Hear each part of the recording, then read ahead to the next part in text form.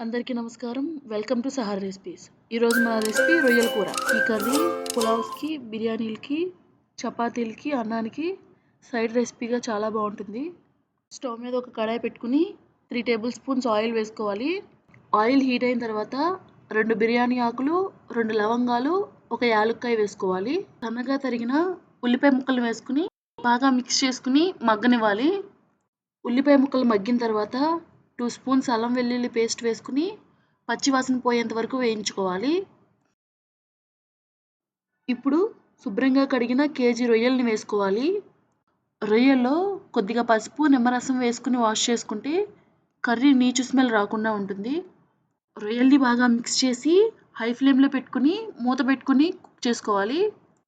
10 minutes తర్వాత మూత తీసి చూస్తే కర్రీలో బాగా నీళ్లు ఊరుంటాయి. ఈ టైంలో 3 స్పూన్స్ సాల్ట్, కొద్దిగా పసుపు వేసుకోవాలి. బాగా మిక్స్ చేసి మూత పెట్టి మరొక 5 నిమిషాలు కుక్ చేసుకోవాలి. ఇప్పుడు సగానికి కట్ చేసిన 5 పచ్చిమిర్చి, అలాగే 1 కప్పు టమాటా పేస్ట్ వేసుకోవాలి. బాగా మిక్స్ చేసి మరొక 10 మినిట్స్ మీడియం ఫ్లేమ్లో కుక్ చేసుకోవాలి.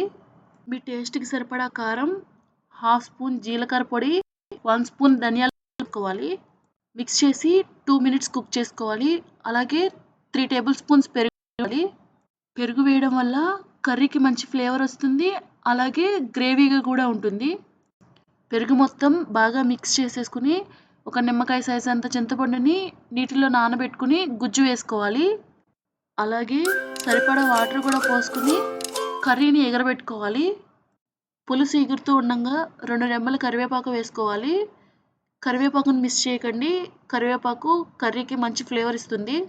ఒక 5 మినిట్స్లో కర్రీ కంప్లీట్ అయిపోతుంది అనగా 1/2 స్పూన్ గరం మసాలా వేసుకోవాలి. పైన కొద్దిగా కొత్తిమీర చల్లుకుని స్టవ్ ఆఫ్ చేసుకుంటే వేడివేడిగా రొయ్యల కూర రెడీ అవుతుంది. మీరు కూడా ట్రై చేసి ఎలా వచ్చిందో కమెంట్ చేయండి. అలాగే మా సహార్ రెసిపీస్ ఛానల్ని సబ్స్క్రైబ్ చేసుకోండి.